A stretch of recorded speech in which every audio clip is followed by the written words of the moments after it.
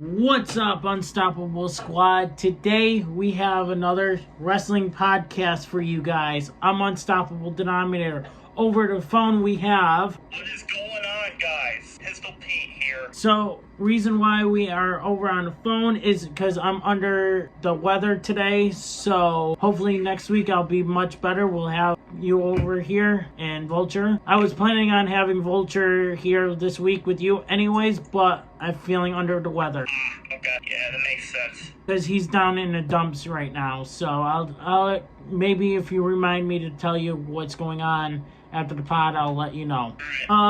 First things first, WWE stars Chelsea Green and Ethan Page are the new AAA Mixed Tag Team Champions. Well, congratulations to them. Does this mean that Ethan Page could move up to the main roster now? I mean, I'm not going to say much, but he is this would be his third title since coming over to WWE. Yeah. He won the NXT the NXT Championship. He's the current North American Championship in his first reign, and now him and Chelsea Green are mixed tag team champs with AAA. And Chelsea Green also did something coming up. So, yep. But yeah, congrats to these two.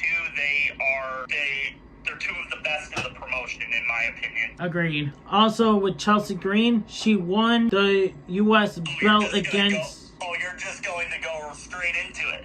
Okay. Against Guilia. Congrats to her. This is her second reign. Yes, but WWE just buried Guilia. I wouldn't say. It depends on what they do with her going forward. Because they could be taking the title off of her to push her up to the bigger title. Maybe. Who knows?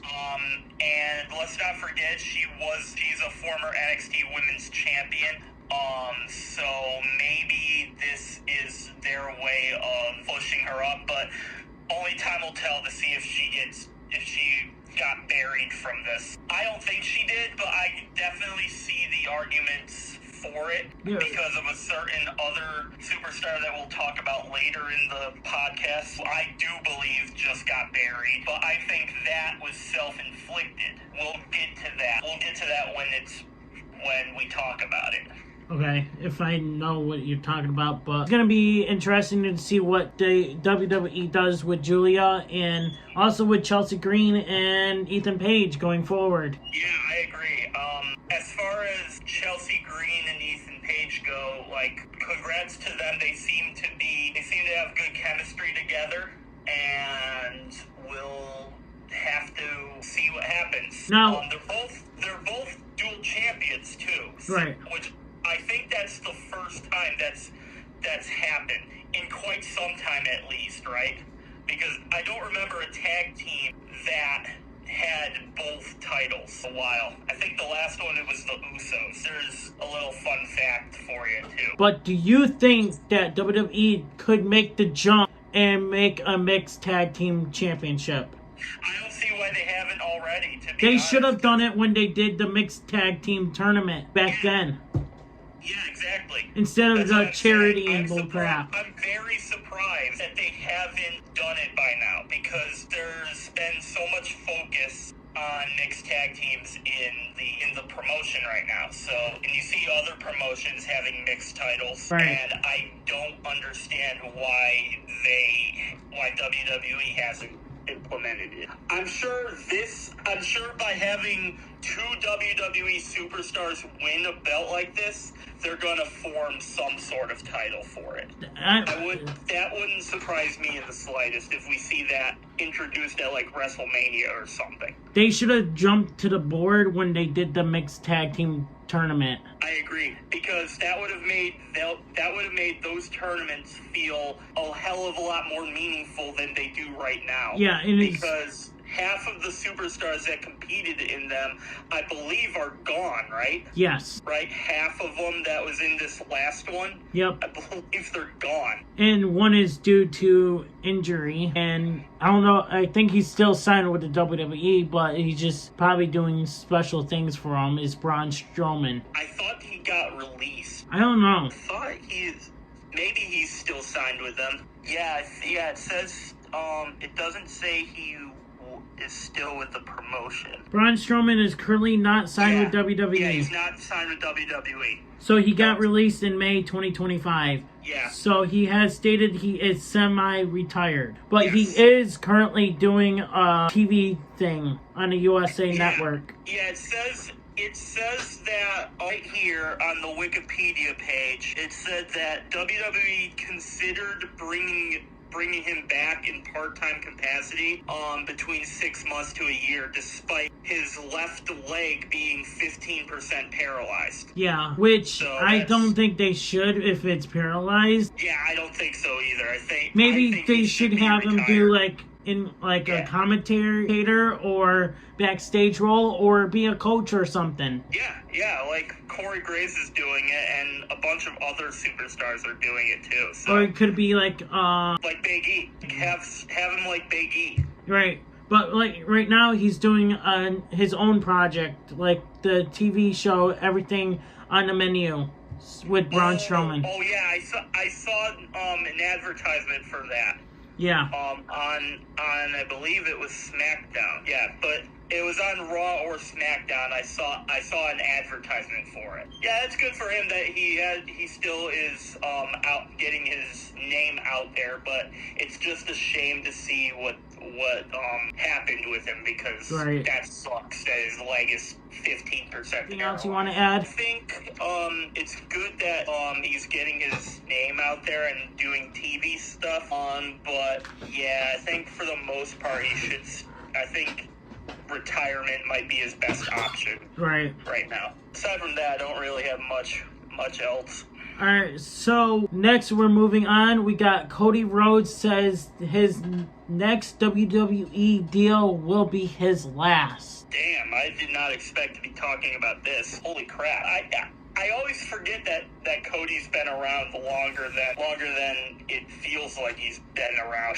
Right. And because it feels like he's has so much time with his career left, but I mean, he's a father of two. He basically achieved I think winning the championship was the last thing he wanted to do anyway. So yeah, and plus it made sense as to why. I guess it makes sense in that, right? But I did not expect to be talking about this in 2025. I'll be completely honest with you. I'm shocked that I'm hearing about this, but I mean, I can't really blame him due to everything he's got going on in his life right now. I know you have much more things to say about this, but he did sign a multi-year extension with WWE in spring of 2024. So maybe when he does another contract, that might be his last contract. I think it's gonna be like a big contract, right? And then maybe a 5-year deal or something. Right here it did say that Cody Rhodes has indicated that his next contract with WWE will be his last. Retirement timeline based on a potential 5-year deal following his current one. Mm-hmm. He could retire around 2032 when he would be 47 years old. Yeah, it seems about right. And that seems like what I was thinking. Maybe the last big deal for him would be a 5-year deal or something. Right. And a reason for retirement, his plans are influenced by his family, and he wants to have more present role in his child's lives, similar to the balance of his father had after his in-ring career. Yeah, it makes sense, and I respect that for him. If he wants to be with his family, you should honestly, if he is thinking about this now, somebody should just give him as much time as he needs, really. Right. Because they're on the road for 96% of the year or something. They only have the major holidays with their families. Yeah. So and even some holidays that are working those. I definitely understand being on the road a bunch. Right. That I could get at him, and yeah, it makes total sense to me. And I fully respect this decision. We'll see what happens. But yeah, I'm still kind of surprised that we're talking about a Cody Rhodes retirement now. Well, it was brought to my attention when I saw that. I was like, well, looks like we should talk about this. Yeah. Yeah. So, even though, yes, maybe this should have been your big topic. Actually, we'll see when it comes to look into the title. I'm still gonna say his two reigns were still boring. Title reigns. Yeah, I think Cody needs like a heel turn or something, because his character right now is not working. Like I said, not working for me either. Like I said, if he turns heel, it would be perfect storyline between the fact that, Jacob Fatu being out. That would be great. Yeah, I completely agree with that. But all right, what's next? Alright, so did you see that WWE Legend Tatanka has warned Roman Reigns that a new bloodline is coming to WWE? New bloodline? Yeah, a native bloodline. Triple H was impressed when he saw Tatanka's sons and said they have to get in the Performance Center now. The Native American bloodline standing at the top via WrestleBinge. I mean, I don't know much. I'll be completely real with you guys. I don't know much about this, so I don't really have much to go over here. But if it's anything if it's gonna be related to the current Roman Reigns and Solo groups, I'm kind of all for this because that's another faction that needs something. Otherwise, I feel like they're just gonna fade away. And I feel like as much as being on social media the past couple of years, and even in our friend groups, some things were said about Solo Sikoa and company. I get that to some extent, but I'm just being completely objective here. What they are doing with them right now is they need some momentum going for them. I just think if they continue on this trend, I feel like they're all gonna fade into the background, and I don't want that for them, because all the people involved are some of the most talented this industry has to offer. So yeah, we'll have to see about that. Yeah, I feel like they need something, and this could give them that option. Well, we'll see what happens. Moving forward, we have, did you see that referee Charles Robinson's nephew passed away due to a bike accident? Did see that. That was really sad. I always hate when we have to bring these up on our podcasts, but because it's never not tragic when a parent has to bury their kid. Obviously you have some instances where the law kind of gets involved and see some people that they get arrested for some stuff, but overall it's never a pleasant topic to be discussing. Right. And prayers to Charles Robinson and his family. Absorber newsletters regarding Will Ospreay, him coming back in 2026 in January is not the case. Ospreay is actually hopeful of being able to start lightweight workouts in January. He is a long way away from returning. Did he get injured? Yeah, apparently, I guess so. I don't remember him being injured. Of course, I haven't watched AEW in a long time, so he must have got seriously hurt. I guess some things have to be progressing, right? If he's getting back into workouts. But did he suffer a major injury? I'm guessing. Hold on, let me look this up. I know, we should have looked up before we... Oh, he had neck surgery. Okay, yeah, it does. But we should have looked up these facts. Yeah, we should have looked this up a while ago. But we literally do this on the fly, guys. So he has not announced a timeline for his return. Is that it is possible that he may be able to return late 2026 or early 2027. That's the current timeline right now, as he went successful surgery to repair herniated disc, and the recovery time for this surgery is typically 9 months to a year. It says at least 2026. And he had the surgery in September, so yeah, he's gonna be gone till at least the summer earliest. Yeah. And then like January of 2027 at the latest. Depends on how fast the timeline is, but definitely thoughts are with him. He's an extremely talented wrestler. Yeah, I just haven't watched AEW in a long time, so Right, same. I just see all the news and stuff, so. Yeah, I did not see about this. No, I'm talking about this topic.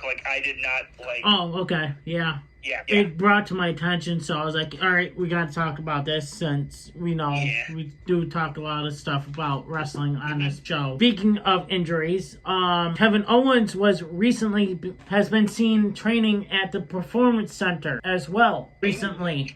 Okay. I got it right here. Following a recent injury, he had previously been written off television for surgery. Yeah. And his appearance at the training facility suggests he is in the process of rehab and recovery for a potential return to the ring, but does not say when. Okay, that match with Sami Zayn, the unsanctioned match, both of them got major injuries after that, and Kevin Owens got the worst end of this because after that match he had a promo on SmackDown, I think it was, and he said he was going to be out a really long time. So and I saw that it could have been a career ender, but after hearing about this, it seems like that might not be the case anymore. Right. But I'm not gonna say don't expect to see him back anytime soon, though. Right. And plus, we don't know how long he's gonna be out for, so. Right.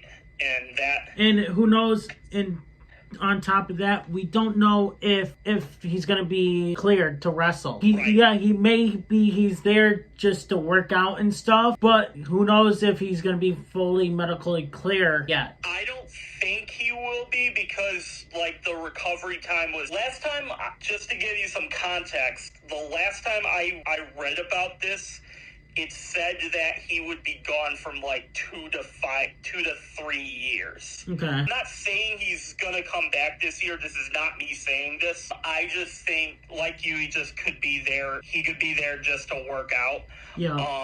And that might be what this is. There's also, I don't remember many times where a major superstar like this goes at the Performance Center without any progress on their injury. So maybe this is a sign things are advancing ahead of schedule, which if that's the case, that could be great news for Kevin Owens. Right. I don't think we're going to see him at any point in 2026 in a WWE ring. I really don't think that. 2027 at the earliest for me. Yeah, this is superstars do this all the time. Yeah. They go to the Performance Center to work out or whatever. Or maybe he was just negotiating a contract or something. Or maybe shooting a commercial. Well, they saw him training. Yeah. So. Okay.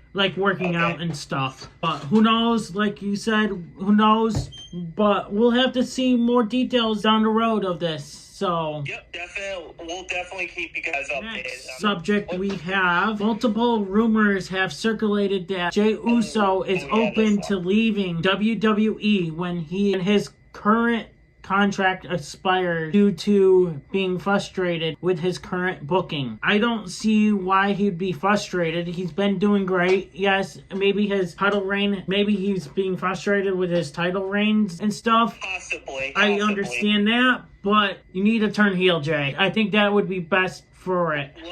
Like you, I don't really see why he would be upset with this because he was WWE champion at WrestleMania. He held, his reign could have been a little longer than it should have. I think taking the belt off of him at SummerSlam might have not been the right move for him, but so he kind of got screwed in that sense. I but him and his brother are also multi-time world tag team champions. I believe they have the longest title reign by a tag champion. Yeah, champion. I think that's... When they were with the Bloodline, I believe they broke that record. Yeah, I think that's what it is, too. Yeah, so I don't really see why he would be upset, but maybe it's because his title reign wasn't as long as he was. But there is also Money in the Bank that he could win. There's also he won the Royal Rumble. Maybe he wins it again this coming up. I think you just got to turn heel. Yeah, definitely. Yeah, I think you got to turn heel here. That might be what's best. That might be what's best for business in your department right now, Jay. Yeah. And there's no way he's watching this, but if he is, this is what I would say. You gotta turn heel. If you're really frustrated, and maybe that would be a way to get all the frustration out of you, and you'll feel much better after you did that. Oh yeah, definitely. You can also look at it like that. Maybe the superstars that turn heel are not really turning heel. They're just venting their frustration out. Maybe. Out of their opponent. But who knows? But it would be interesting to see Jey Uso definitely turn heel. They should actually probably I think they're probably gonna, like I said before, weeks ago on our pod, saying that Jey Uso could probably turn heel by Survivor Series. Yeah, so you're maybe a War Games heel turn for Jey Uso, maybe? Yeah, I think he's gonna cost them. That's what I feel like. I could see that. Definitely could see that. We have to wait and see, but I think him turning heel might be the best option for him. Alright, so I sent this in our group chat that Drew McIntyre receives offer from another promotion after WWE lost to Cody Rhodes. This is what I was saying. Like, after he lost to Cody, I mean, I guess I could see it if Drew, this could be a sign that Drew's on his way out, maybe. I don't know.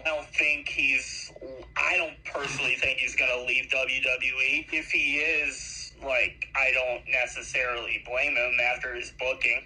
Speaking of frustrated or whatever. Do you just want to talk about the suspension now? Yeah, I actually put it down below, but I forgot to add it up there. Okay. So I'll get into this. So he was suspended on SmackDown. Now, normally when a GM suspends / fires anyone on TV, it's usually storyline. And 9 times out of 10, that would be the case. And I'm thinking it is going to be the case with this. However, I am so sick of Drew McIntyre always blaming everyone else except for himself. Drew McIntyre... That's his heel. I know.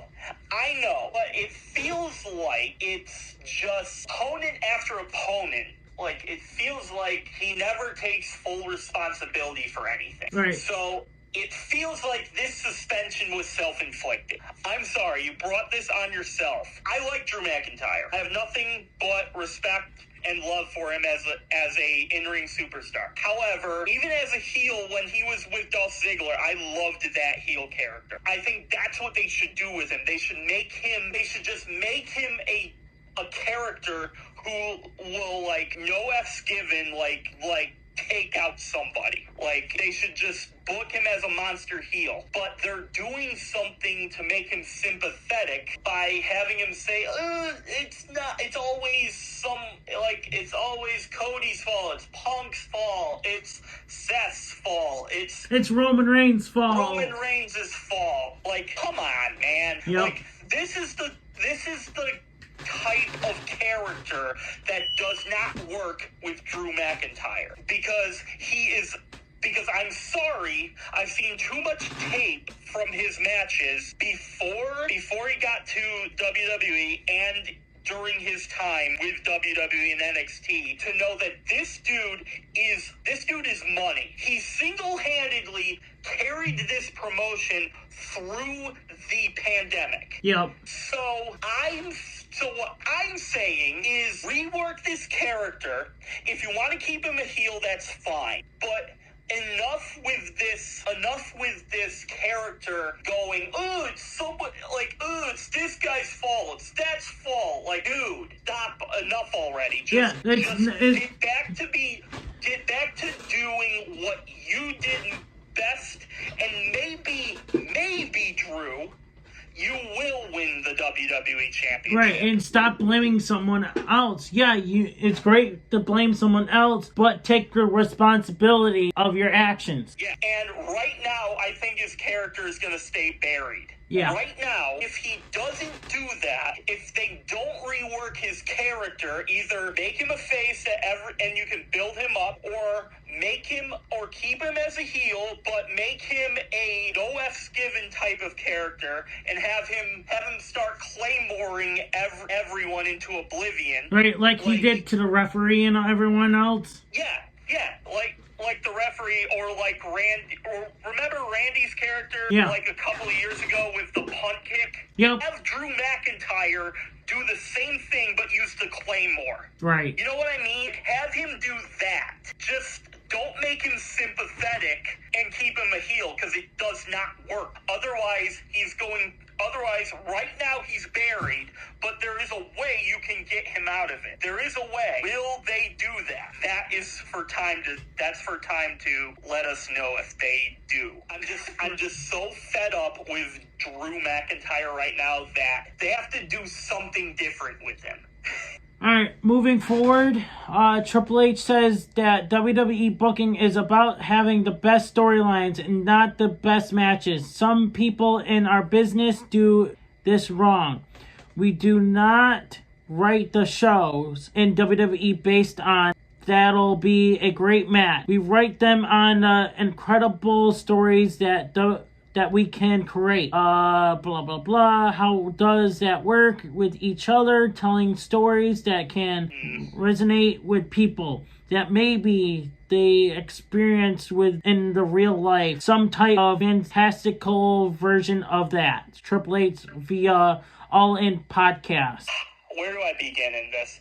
He was completely talking about Tony Khan. About that would be a great match. No, that's what Tony Khan does, because he has dream matches that he wants to see. I do believe Triple H when he says it's the story, because there are certain matches that we've seen over and over. Like, how many times has Rusev fought Dominic Mysterio? Right. In the past 2 months? Like, they've had that match at least 3 times. He was 100% talking about Tony Khan, because that's all Tony Khan does.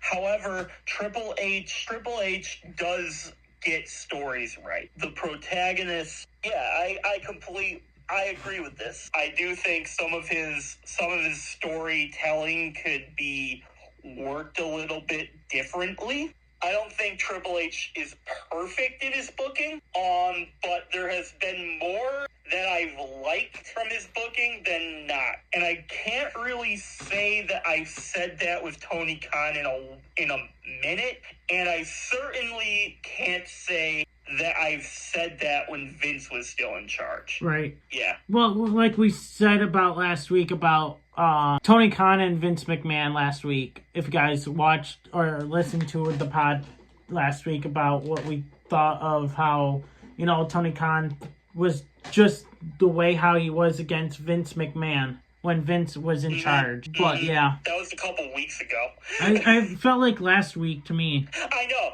When you're saying this, it feels like this was just last week, but I feel like that was like 2 shows ago. But these podcasts go in and go warp into each other. I think Triple H could just use just a little hint of variety. And then maybe that would be good.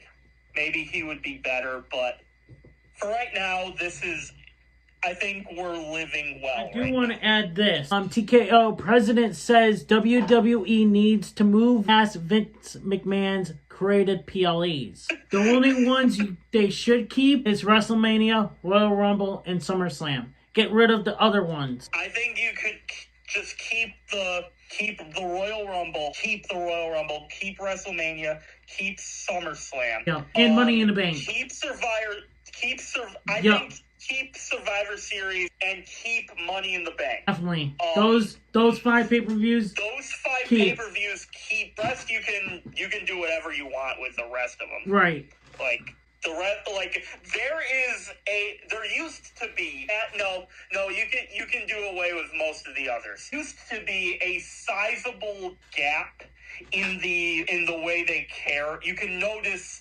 sometimes you feel that the producers want this thing to go off, so they'll throw everything into it, and then there will be times where the pay-per-view is kind of mid, and when it's mid, you feel it. Right. You feel it drag, and but I feel like those 5 that we mentioned are 9 times out of 10 better than they're not. So you can keep those 5. The rest of them you can make whatever you want. Right. Really. Like they build into a new pay-per-view, whatever, PLE, whatever you want to call it, WrestlePalooza. They build into it, and then the show just flopped. There was 1 match, maybe 2 matches on that entire thing that I thought were any good. The rest were just mid. I'm sorry. Here's another thing you gotta keep in mind. Imagine you've never watched WWE before, and WrestlePalooza was the first thing you watched. And then you're like, geez, there's gonna be, how many of these are on the calendar? Oh, there's 1 or 2 a month. I don't know. They oversold much that the pay-per-view was gonna do. Right. And then it couldn't even meet the lowest of the expectations. And the lowest of the expectation would be this. Don't have John Cena lose to Brock. Or get squashed like that. Don't do that. Not in his retirement tour. That is the low bar that you had to meet. And they couldn't even do that. But yeah, keep the big 5. The rest of them you can do whatever you want. Right. Honestly. So, we got Logan Paul possibly joining the Vision. Sure. Okay, so me and my buddy coworker were talking about this. We were all hyped about it. He came out to rescue CM Punk and everything at first, and we were teased. We thought Logan Paul was gonna turn face. Yeah, he got you, didn't he? And then all of a sudden, Logan Paul sucker punched CM Punk in the face. The brass knuckles. Eventually, guys. Honestly, in a heel faction, why the hell not have Logan Paul? As a heel faction that the Vision is. Seth Rollins is going to be gone for half a year. After Seth Rollins, who's the next biggest scumbag that you have? Oh, it's Logan Paul. And Logan Paul actually might be a bigger scumbag than Seth Rollins. Me and my buddy /coworker both agreed. We think he just might be filling in for Survivor Series. Might be. So, because that was supposed to be Seth Rollins' spot, as we know, going into Survivor Series.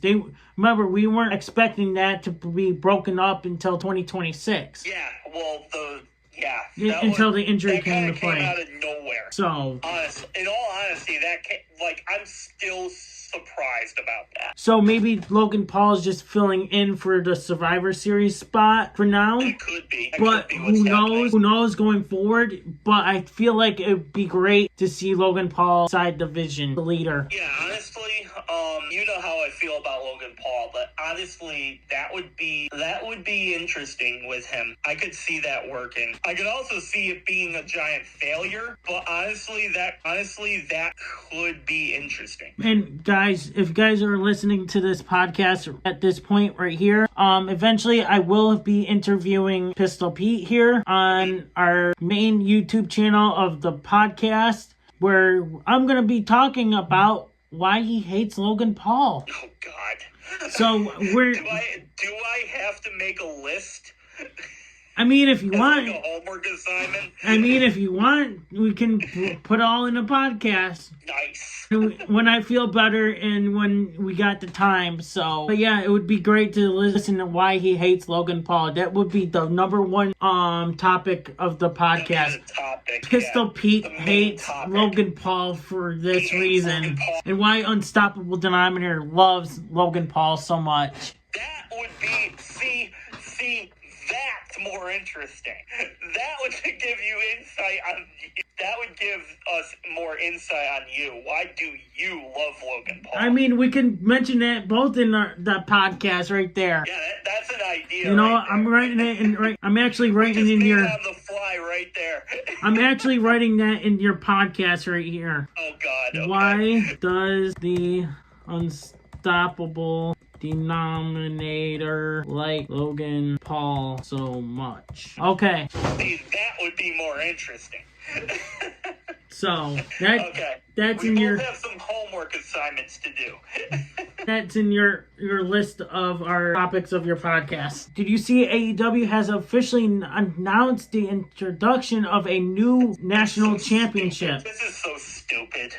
Like, I did see this. So here I was doing my thing, like, I just got out of work late, and I just sat down on the couch watching TV, and, like, all of a sudden I get this update when I go into my Facebook, and I see AEW introduces a new championship. Championships do you need? As many as they need. As many belts as they want. Like, I get that, but, like, let's see. It feels like they've covered everything. It feels like AEW has a championship for every possible thing that you can do in that company. Now you're throwing this one in, which just dropped the prefix of another championship, and just that they retired to make another championship at All Out. And you're bringing that championship back by also not bringing it back. Like, it makes no sense. Makes no sense. At this point, make a championship for every single superstar on the roster. And then the brand is dead because they'll have nothing to work towards. Right. If that were me, the AEW World Championship, and keep the TNT Championship, the Tag Team Championship, the Mixed Tag Team Championship, we already mentioned Mixed Tag Championships earlier and why WWE hasn't done it. Well, they have a Mixed Tag Team Championship, and they have the Trios title. That's it. Like, keep those. And if you want to keep the other one that they find, but don't have a belt. And, okay, do the same and for the women, have the Women's Tag Team Championships, have the Women's World Championship, and have the TBS title, and then a Women's Trios title, like, maybe, and then just leave it at that. That's perfect right there. Don't have 10,000 titles, because, like, who can keep up with everything? Exactly. And there's probably more that I didn't even name. Like, honestly, like, I saw that, and I'm like, what are you guys doing? Like, every 6 months, they're introducing something else, and I'm making myself go, why? I mean, you know why. And you wonder why I don't watch AEW week to week. Yep. It's like, how to ruin what was once good and turn it into man. You're going in and out. Oh, I'm sorry. No, it's not your fault. It's the connection again. Yeah, it feels like every 6 months, like, AEW introduces something else that just makes me go, why? And add this to the list. It's like, how to kill your own promotion. I think that's what's going to happen. He's going to kill his own promotion eventually. People think I hate AEW. I don't hate AEW. I actually want AEW to do well. I feel like as many promotions in this industry is just good for business. Right. It's even better for business if all of them have TV time. Exactly. But the problem with this company is the pay-per-views are so good. Every time I've bought an AEW pay-per-view, I've earned my money back. Yeah. We just talked about WWE pay-per-views in this last topic that we were discussing, where I said some pay-per-views are good, some pay-per-views are mid over there. In AEW, I can count on my hand the amount of times I thought a pay-per-view was like mid or bad. I can count on my hand that that's happened. The vast majority of everything else, even the stuff I read on social media now, even though I haven't watched an AEW pay-per-view in months, but the stuff I see on social media about specifically their pay-per-views, that just makes me scratch my head even more and go, why can't they hire a story writer and make their TV shows as like half as good as their pay-per-views? If they did that, everyone would be watching AEW. Right. No one would care that Tony Khan's a dunce. That would be the least of our concerns if your show was good.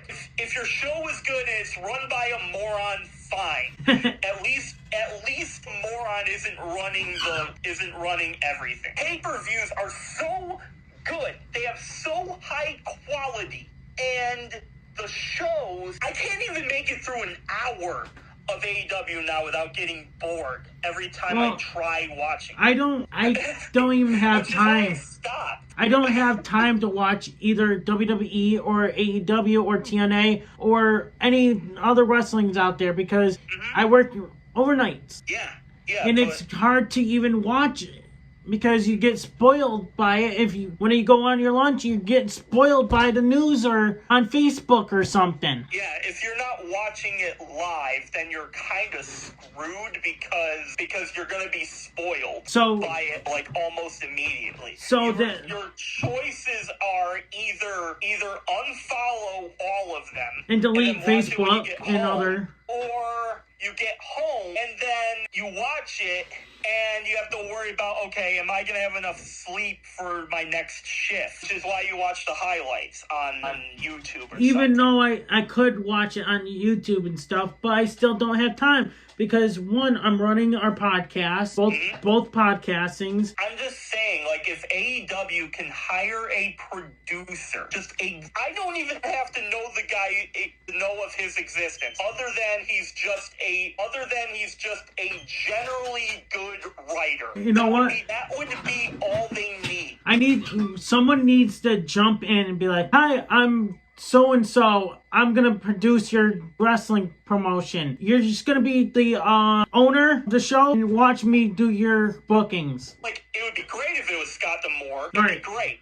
But it doesn't even have to be Scott or Shane McMahon. It could be a Hollywood producer that they could hire, and the only thing you know about him is that he's good with storyboard. All AEW needs right now. Because if they could do that, then a lot more people would be tuning in week to week. And then maybe Tony Khan wouldn't have as hot of a seat that he is now. Because the problem with Tony Khan right now is that he makes dumb decisions and he can't write a good TV show. Someone that can write you a show, and then I feel like 99% of the fan base will just not have Tony Khan on such a hot streak such a hot seat as we do. It's because the show isn't that great. The TV shows are, and it just makes no sense.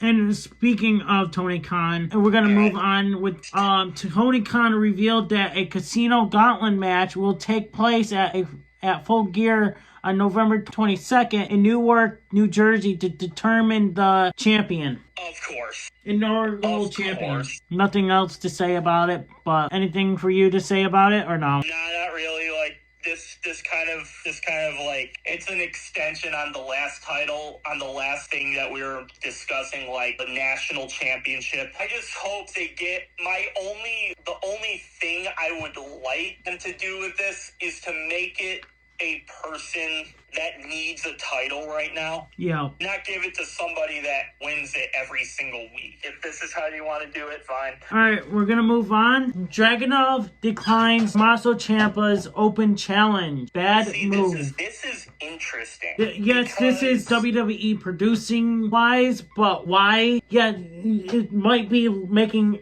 Ilya Dragunov turning heel and making it bad move for Ilya to do that. I don't, correct me if I'm wrong, but I don't remember the last time champion declined an open challenge opponent. I don't think no one did. Because the open challenge is it's essentially an invitation to everybody to right. hey, I'm here, come get some.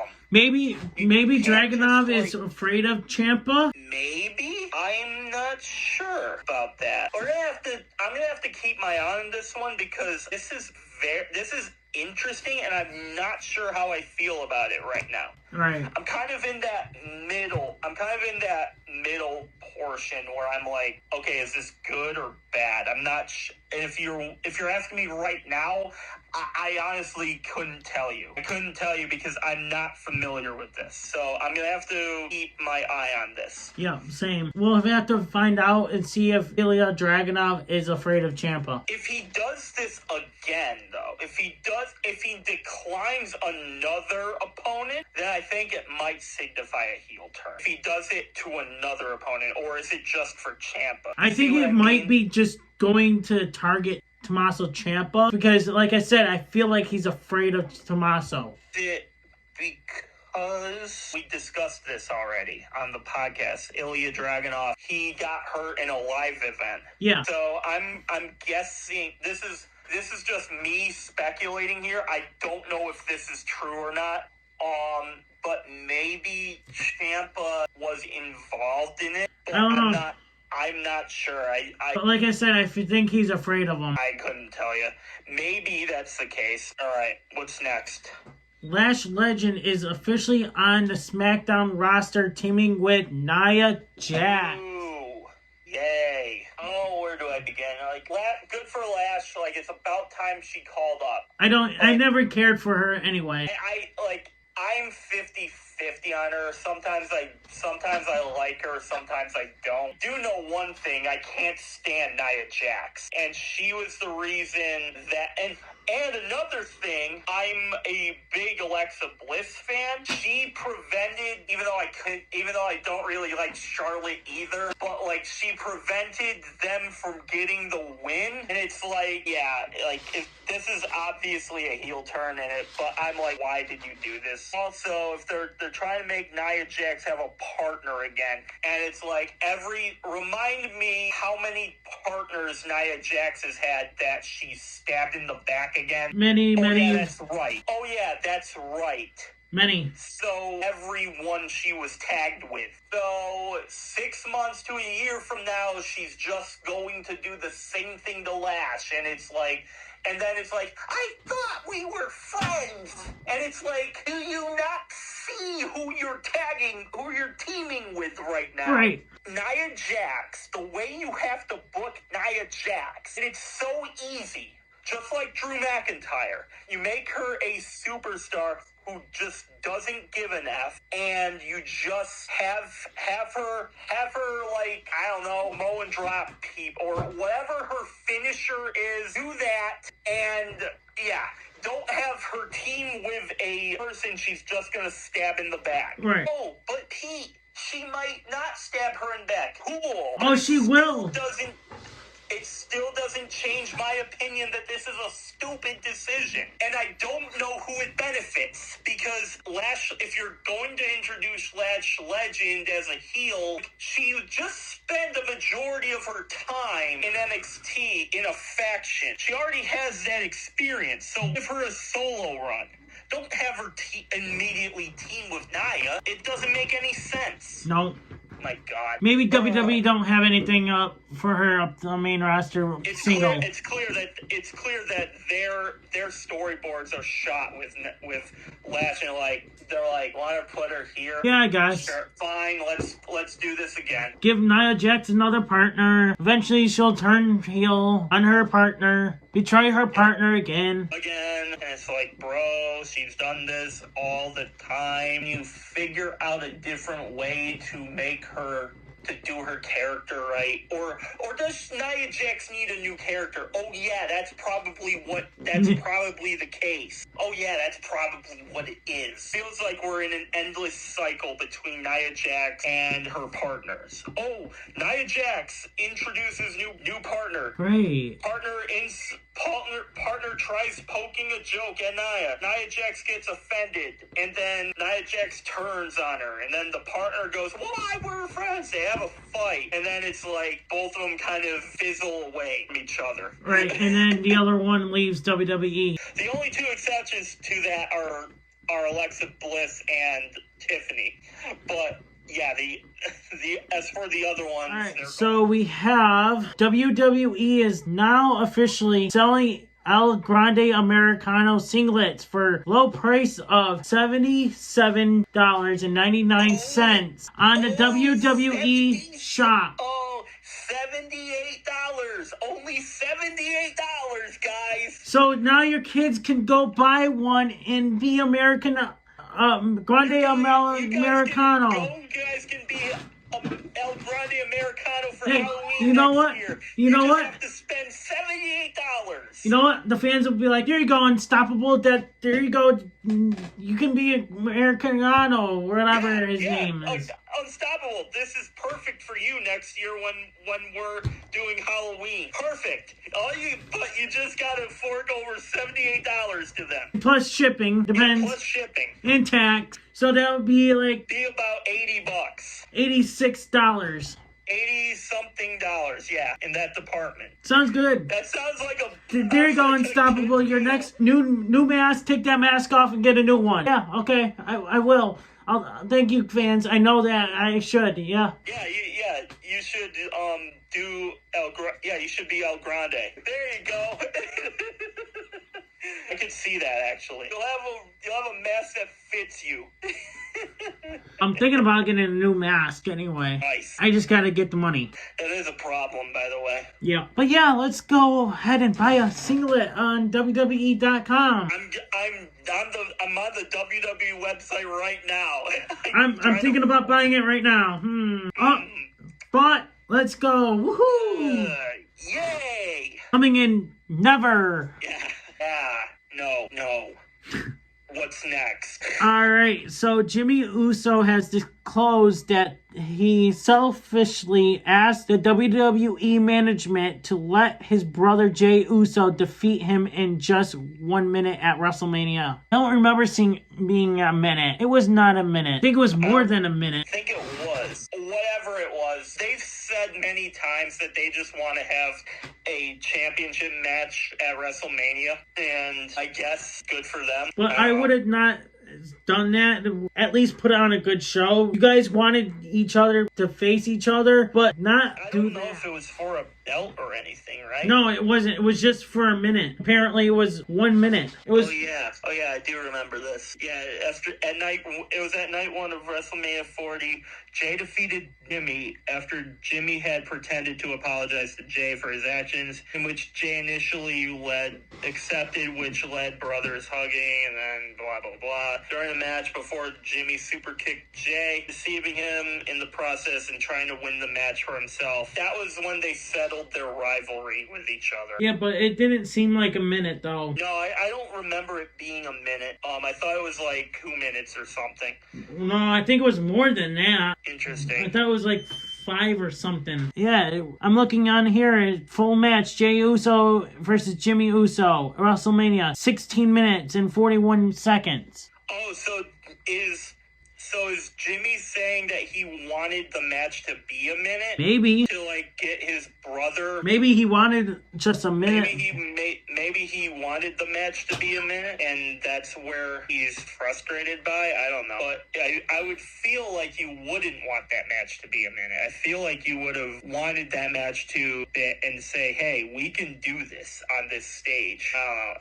I feel like that's counterintuitive, because most squash matches, it doesn't really do anything for the person that loses, in most of them at least. Right. There are some instances where it's like a heated rivalry, and like, yeah, he let that guy know. I can't think of many scenarios where that's the case. Right. So maybe Jimmy wanted this to be a minute, but maybe. Our biggest topic here, that I mentioned in our group, Nixon, Newell, Tegan Knox, and Miranda, Alize, AEW Collision tapings this weekend because they refused to lose to Anna Jey and Tay Mello. They were replaced by Hand and Mayo World. High-End and Mayo World? Yeah.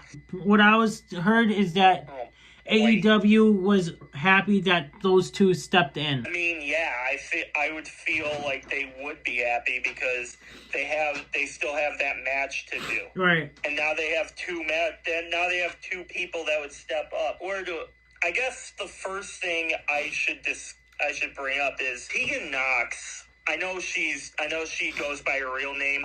For this discussion, I'm gonna call her by her WWE name. She's a very, very good wrestler. I mean, granted, she did kind of have a bad hand in WWE though, yeah, with her injuries. But when she wasn't injured, she proved, at least to me, that she can handle her own. And same thing with Ty Mello. She's a long time AEW person. Like, she left WWE back in like 2021 or something. But she's been in AEW for a while. Right. And the thing is, what I heard is that reason why they walked out is because they were not happy. Didn't want to lose. Yeah. Yeah. And they lost. Yeah, They lost. Didn't want to lose to Anna Jey. And they pretty much lost in their debut match. Yeah. So they didn't want to lose again, I guess. Okay, so they didn't want two losses in a row on their resume. Okay. But do they not understand they do get paid more if you lose? Yeah. I can't say I blame them either. Like, they are... I don't know if this Miranda chick... I've never heard of her. Either did I. But, Tegan Knox, I feel like they could use really well. And they're just not for some reason. Anna Jey and Ty Mello are one of the better tag teams in that division. So I guess we'll have to wait and see what's in store. But as much as I'm giving Tegan credit and Miranda credit that they don't want this on their resume, I feel like you would get more opportunities if you do what they tell you. Right. I feel like you would get more opportunities, and if you don't, especially if your contract expires, maybe this kind of hurts their chances of other people stepping in, giving them an opportunity, and that would be really unfortunate because, like I said, Tegan's is one of my favorite current wrestlers right now. But if I were a promotion and this looking to sign people and this is what you have to offer me, I'm like, I might take my opportunity with the next person. They should have asked them why they were being losing 2 times in a row. The thing is, instead of walking out, they should have asked why. Yeah, well, we know why. But yeah, because of losing 2 in a row. But they should have asked why, or is it being punishing, or is this going to be like a momentum in the future, you know? Right. But what I was saying is maybe Tony Khan has another dream match involved. Right. And now these guys can't compete. Well, next guy up, let's do this. Either say it's not a good look for anyone involved in this. No. It really is not. Well, what the hell? We saw Sasha Banks and Naomi walk out once, and look at what happened. But that's because those two are at these ladies, but you're also dealing with Sasha Banks and Naomi. These are two. No, I was making sure. I was looking to see what it's about. This situation we're talking about here. Okay. I thought I heard a weird noise. Yeah, it's about the situation we're talking about. Was I? Oh yeah. But you're also dealing with Sasha Banks and Naomi, though. I feel like their poll is higher than the current ones we're talking about right now. That's all I'm gonna say. WWE has trademarked the tribal hair. Tribal hair? Hair. Yeah, air. It's not, the H is silent. Oh, whatever. So it's the heir to the throne. So this could possibly mean for the MFTs or go to Jey Uso. I would like it to be Jey Uso. But we'll have to find out when it comes to that point. To be Jey Uso. We'll have to see and find out who's going to have it. It's either the MFTs or Jey Uso. Or who knows, it might be for someone else. Mm-hmm. It could be. Maybe it's someone that we haven't seen yet. Right. Alright, so I know you want to talk about this here. Who could be LA Knight? LA Knight. Yeah. Mystery opponent. I don't know. So I'm sure you guys have seen on SmackDown, Nick Aldis announced a couple matches. The first one being Jey Uso versus The Miz, I think, or something. It's Jey Uso versus another. Yeah, The Miz versus Jey Uso, and then it's LA Knight versus a surprise opponent. So the question is, who is going to be that mystery opponent? It could either a return or a debut. I'm not going to speculate that this or is it could happening. Or it could be someone coming up from NXT. It could be. It could be that. So I'm not going to say that this is what it's going to be, but I feel like this opponent is not in WWE. Because I feel even NXT, enough people are familiar with NXT right now that they know who would probably be here. So like next, it's your Trick Williams, it's your Ethan Pages, it's your Oba Femis, and so on and so forth. Nick Aldis held that in. So it's either going to be someone outside the company. A few names are Chris Jericho. Names that I think they're going to be are Chris Jericho. You think about Matt Cardona because he also said he'd like to compete in this tournament. And the other one, Joe Hendry. He's in NXT though. But Joe Hendry made his name outside the promotion though. Yeah, but he's in NXT, but I don't know. But there's also speculations that the fourth one could be Edge. And here's another thing. I'm gonna throw out this name quick because it could be why he held the ball close to him. What if it's Nick Aldis? That would be a surprise. Yeah, that's what I'm saying. Because Nick Aldis is contracted as a GM on SmackDown and an active wrestler. He is an active superstar. I'm not saying that this is what's going to happen.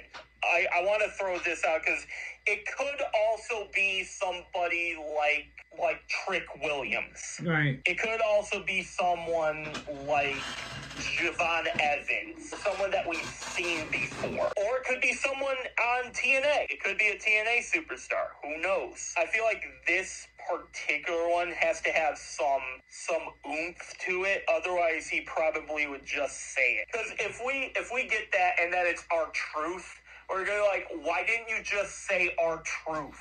And speaking, be one of those things. Speaking of our truth, can we mention what he did? He gave his name into two different balls. He gives them to Nick Aldis, and our truth says, here's my names in the balls. I know. I can't with him. And then he goes, no, never mind. I don't want you touching my balls anyway. I can't can't with him. I swear, like, they could do something with those WrestleMania promos where they could just have Truth in one of them, and then they're all sitting around a table and they're playing poker, right? Yeah. And R-Truth could be coming in, and then he could look at his hand and say, "Go fish." Or Uno. Or Uno reverse or something. And then they're all just gonna look at him like, "What the hell is wrong with you?" Oh, my bad. I thought we were playing Goldfish or Uno reverse. Yeah, I can't. He's just a different character. Yeah. Who it could be, but we're just gonna have to tune in. All right. We're getting down to the wire here. The Miz promises to win the John Cena tournament and end his career in WWE this December. Now, I'm surprised WWE did not have The Miz versus John Cena yet. I know, right? We haven't seen that match in so long that I kind of want it to be The Miz. Right. I feel like if we're at the end of this and The Miz is the one that wins, I would probably be like, yeah, I could see that. They have enough history with each other that could be a fitting ending. Right. And we haven't on this retirement tour, we haven't really done The Miz versus Cena. Nope. So that could be interesting to have it be The Miz. Right. Yeah, if we get down to this and The Miz is the one that wins, I think that would be perfectly fine with me. You're fine with that? Holy crap. Holy crap. That's coming out of Pistol Pete's mouth. I know. I would be fine with it because we haven't seen the match in a while. They have enough history with each other. I'm not saying The Miz should win. That could be one of the matches that would be left to do. Yeah. It just makes sense. It'd just be one that makes sense. Yeah, I would be fine with that. Never thought I'd say that. I said a lot of things today where I'm going to look back on in like 10 years. I'm like, did I really just say that? You listen to our podcast like, wow, I can't believe I No, I'm talking about today. I know, but you go in 10 years from now, you go to listen to our podcast, you'd be like, I can't believe I actually said that. I know, right? But today, I've just said things like that I never thought I would say. I'm like, holy shit, that was a moment in time that I actually said this. The heck, and maybe I'd be like, what the heck was wrong with me? You must be on drugs. Yeah, I must have been on something. Unstoppable drugdom. Yeah, probably. That would probably be why. Yeah, if I drugged him, how would that be happening? When I'm all the way here and he's all the way down that way. According to John Cena's father, he did say that it is possible that we could see John Cena win an Intercontinental Championship for the Grand Slam Championship. I could see that. I think he should. Like, if I were Dom Mysterio right now, I'd be telling Adam Pearce, I'd be like, listen, this man's the greatest of all time. You're booking him that way. What's the one thing he doesn't have? What are you talking about? He has everything. He's the greatest to ever do it. Yeah, but he doesn't have an Intercontinental Championship. Just imagine Dominic Mysterio interrupts John Cena tomorrow. I'm going to issue you an open challenge for this. No, I see that he's going to trash talk to John Cena. John Cena's going to be like, no, you know what? How about you, me at Survivor Series, buddy? You, me at Survivor Series for that title. Yep. I'm done. Like, I'm down with that. Definitely. Do it right now, Pierce. Book that match. Oh, but we gotta make sure it runs like. Screw that. This is something that needs to happen. Yep, we need John Cena as a Grand Slam champ. So much so that when I was at a live event in Albany a few years back, and this was when Roman Reigns was the Intercontinental Champion at the time, and he had a match versus John Cena, and you know me, 9 times out of 10, I'm on the side with Roman in mostly everything, but it was that one time where I booed him because I wanted Cena to win that title, and he didn't. Right. So, and now we're coming up on the retirement. I feel like if it doesn't happen, I think Cena's gonna break his promise and then come back next year and fight one more time for the IC title. That's what I think is gonna happen. I feel like Cena wants to be a Grand Slam champion. Right, he should have been a Grand Slam champion a long time ago. Yeah, The Miz is two-time Grand Slam. Randy's a Grand Slam champion, and a lot of his rivals are. AJ Styles is a Grand Slam champion. So many of his rivals are Grand Slams, and he's not. I feel like that would be very funny and peculiar that Cena, yes, he's the greatest of all time, but then there would be that one guy where actually he didn't win the Intercontinental Championship. So is he really the greatest of all time? And then I would probably be like, oh, what? You might be onto something there, because I'd be cycling through every single wrestler, and I'm like, yeah, they're all Grand Slams. Where's him?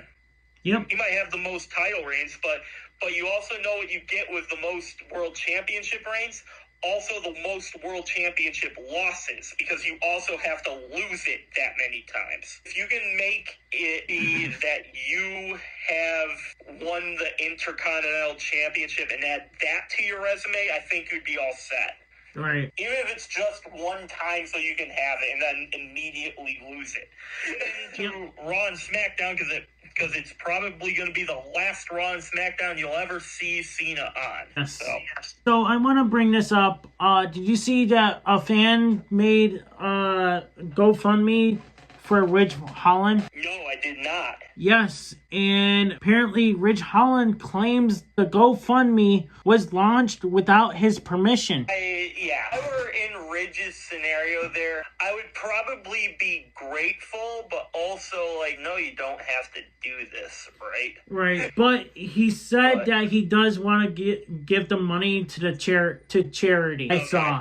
I guess that's okay, but I can understand why the fan did that, but at the same time, like it's probably one of those things where like, bro, and I always say this to people, I'll always accept a gift or whatever, but if you are in a financial position and you can't afford it, it's okay to hold on to it. Right. Because, like, bro, if last thing I want to do is be involved into a scenario where you can't afford something. And that's where Ridge, unfortunately, finds himself in right now, which is why the fans did this. Again, I feel like Ridge would probably be like, bro, you don't have to do this. Sure, if I were in Ridge Holland, I'd be like, thank you. I'll gladly accept it, but, like, you don't have to. Yeah. All right. Okay. Well, I'm looking as right now, Nixon Newell reveals she's receiving death threats after AEW Collision controversy. I hate people. What the hell? Wow. And the internet wrestling community isn't toxic. Why? How are they not toxic? Why put death threats to a wrestler that left? Makes zero sense at all. Makes no sense. Why? What did they do to you? Oh, they walked out on AEW. They're gonna regret this. They're gonna regret everything. I'm gonna send them death threats. Yeah, well, karma's gonna bite you in the ass, and someone's gonna do the same thing to you. Somebody's gonna do the same thing to you, and then you're gonna be like, why did you say that? I didn't do anything here. Bro, I'm just protecting my brand. And if that person wants to look me in the eyes and say they're not defending AEW, then, well, you're lying, right? You're lying, bro. I can't say, I'm not gonna call you out, but, like, I'm calling you out for being a liar. Right. You're clearly an AEW fanboy / fangirl. Otherwise, you wouldn't be doing this. It would be like okay, it's okay for Tegan Knox and her partner to have emotion. Whether you agree with their decision or not, that's fine. But like, perfect example. Like this morning, I went into work and I said something in the break room. My boss overheard it. He brought me into the office, and I was like, oh shit, he heard this. I'm gonna get roasted. And first thing, he looks me in the eyes and he says, "You have every right to feel how you feel. But is there anything I can do to help you?" That's what he said to me. Is there anything I can do? And then I was like, it gets to me because there was so much stress going on the past couple days, and so what I'm trying to get at here is Tegan Knox and her partner are well in their rights to feel however you feel. You don't have to be a toxic piece of shit and say that they're wrong for feeling that way. All right, and you know what? I just got another alert. Nixon Newell attacks story that she pounded beers at bar after AEW walkout. I mean, she's not the first person to do that. I feel like that story is like everywhere, like for every person who's a wrestler. Right. Except for maybe CM Punk because he's straight edge, but like aside from the straight edge lifestyle wrestlers, I feel like that is common. Like she's not the only person to do so. Okay. I feel like that is everything, yeah. Right? Anyways, guys, stay tuned for next week's podcast. We will be back. Hopefully I'll be 100% feeling better so that way we can do this in person. So, because I got something really cool that we can put on the podcast next week. Okay. I listened to what it came through and it sounded really good and I love it. So, nice. But nice. Anyways, Unstoppable Squad, thank you guys for watching. We will see you next week. I'm Unstoppable Denominator. I'm Pete. We are out. Peace. Peace. Hey everybody, it's your boy Skiz here, and if you don't subscribe to Blonde and the Unstoppable Denominator, then you are a toothy bumfuck, pussy ass bitch motherfucker.